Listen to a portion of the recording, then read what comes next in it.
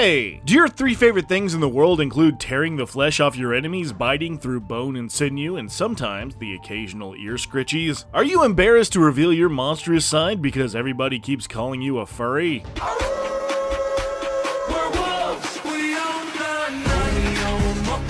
Well, congratulations! You might be a beast barbarian. But what is a beast barbarian? Well, go ahead and buy yourself some tearaway clothing, make sure you don't have an oopsie on the rug, and keep those fangs sharp. I'm a beast, I'm a dog, bitch I'm a beast, oh I'm a dog, yeah you know that I'm a beast. The Beast Barbarian. The subclass for players with a bit of a flea problem and folks who like their steaks so rare you can still taste the fear. But there's much more to this wild thing than you might expect. And while yeah, it does let some sneak their persona into a few sessions of D&D, the Beast is also one of the best rage monkeys to ever burst a blood vessel. You see, while many people think barbarians are half animal anyway, what with the inability to read above a first grade level and love for the taste of crayons, the Beast dives deep into that feral instinct in all of us to find something primal. Maybe your granddad was a werewolf and you inherited some of his lycanthropy and distaste for shirts. Or your parents let you watch too many episodes of the Wild Thornberries and it started to melt your brain a little. Either way, your connection to the fuzzy creatures that inhabit Faerun has let you tapped into your wild side. And whether the bad guys know it or not, they may have just become prey for an apex predator.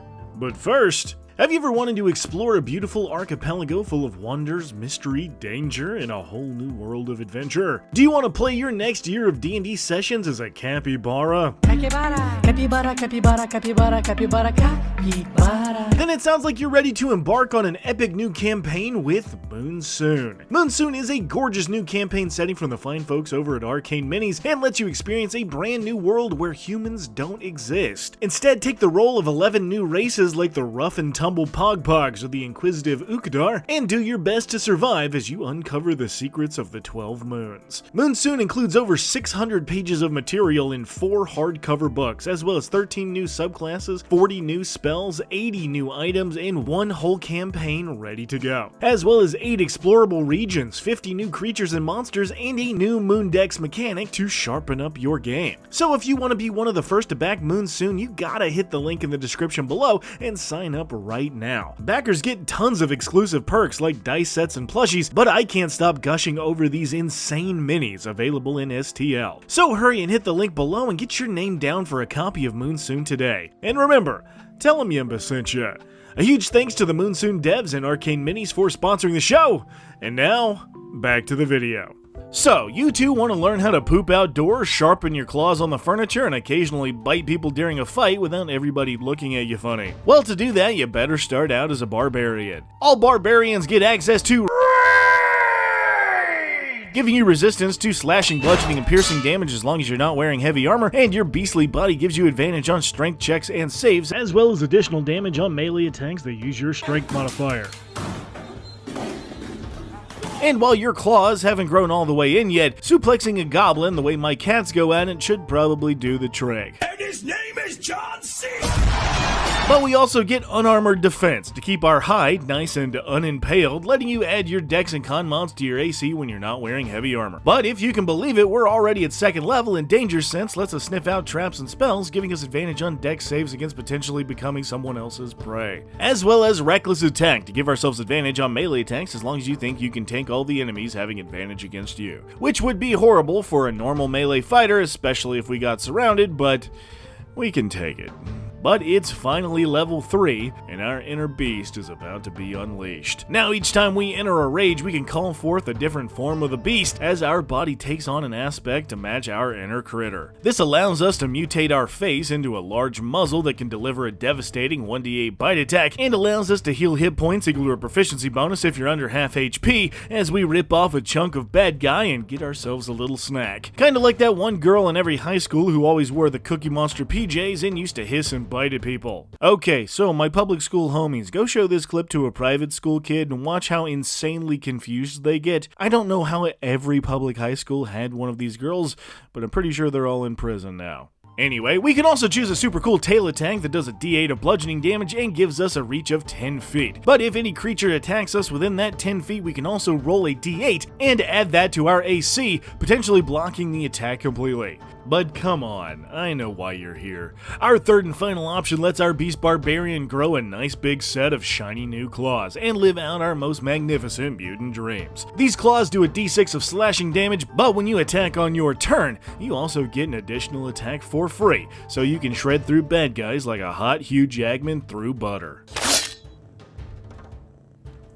We also pick up Primal Knowledge, and I like Survival or Intimidation here since you are an outdoorsy and very scary feral person. Shut the fuck up. Oh my god. But we'll jump up to 5th level for that extra attack. Now that's 2 attacks per round if we use our Bite or Tail, or 3 if we use our Claws, and fast movement if we aren't wearing heavy armor for 10 extra feet of movement anytime we get the zoomies. At level 6 we get to dig down deep into our bestial soul, causing our tail, teeth, and fingies to be registered as deadly weapons and count as magical when overcoming resistance.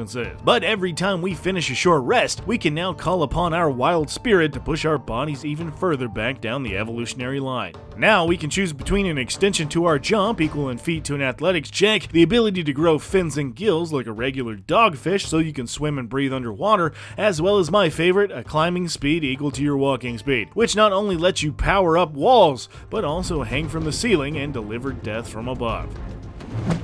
Hey, get off me!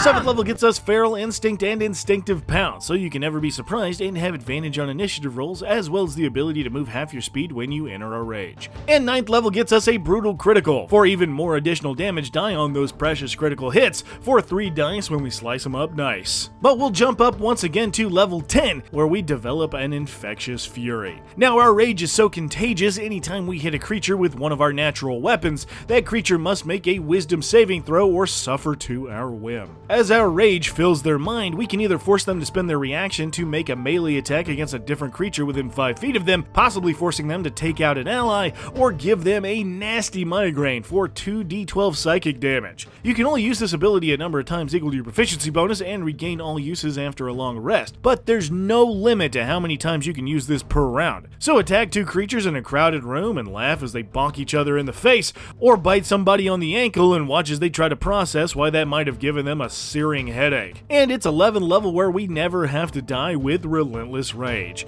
Now anytime we're dropped to 0 hit points, we can pump back up to 1 by making a DC 10 con save with the check getting harder each time. But we're good at killing and not getting killed, so honestly I wouldn't worry about it too much. Especially since we just got another Brutal Critical die at 13th level for 4 weapon dice anytime we land a crit. But it's level 14 where our one-man wolf pack finally becomes whole with Call of the Hunt. Now each time you enter a rage, you can select a number of creatures up to your Constitution modifier and give them all 5 temporary hit points, as well as an extra d6 of damage once per turn. And while seeing one half-naked dogman isn't that intimidating, a whole party of lunatics running into the fray after the dogman, who's now on all 4s, might make even the most stoic of baddies think twice before they tangle with that mess. And we'll wrap up the beast with Persistent Rage at level 15, making you only fall out of rage when you want to. And another Brutal Critical die at 17 for 5 dice each time you crit. Indomitable Might at 18 to make the minimum you can roll on a strength check equal to your strength score, which is actually really useful with your jumping bestial soul ability,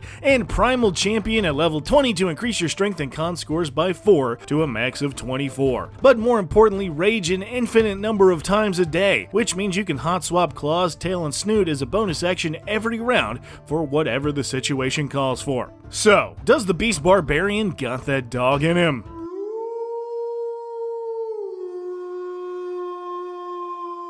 Really, the beast is just solid from top to bottom, and while I don't think it's game-breaking in any way, I love what it brings to the table both in flavor and mechanics. I really like how your teeth, claws, and tail all do different stuff, and I think it gives you, the player, tons of room to have fun doing new stuff on each encounter. And you can combine the Beast Barbarian with either the Shifter or the Simic Hybrid for even more wacky combos, so I think that's pretty damn cool. Your Infectious Fury ability is also insane, as it lets you let loose a wild flurry of claw attacks, with each one causing the infection, hitting them with 3d6 and 6d12 damage, providing they fail the wisdom saves. But I think what I love the most is how well everything meshes together, and while the swimming speed may be the only thing you don't use that often, everything else will be an active decision each game, and I think you'd be hard-pressed to find another subclass that gives you that flexibility. And if you're looking for a subclass to let out some feral fury, this is the one to let off the leash. So if you've ever taken a bite out of an unsuspecting goblin, are fairly certain you remember where you buried the party's treasure, you just need to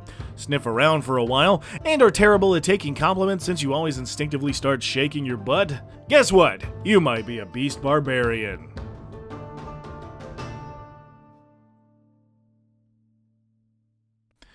Hey guys, you're awesome and thanks so much for watching. This subclass reminds me a lot of my sweet pets, so if you've got some at home, make sure to give them an extra scritchy just for me. But if you like what I do, feel free to like, comment, and subscribe. Every little bit pushes us further in the mysterious algorithm, so I really appreciate it. And if you really like what I do, you can support me and the channel for just $1 over on Patreon. Patreons get a shout out and exclusive polls as well as games DM'd by me. So for those highest tiered patrons, Spider Lover, Sorasin, Tedsy, King Osiris, and Miles Not Yards, y'all are the best, and I can't wait to play again. But otherwise, you guys can always check us out on Discord, or I'll see you in the next video.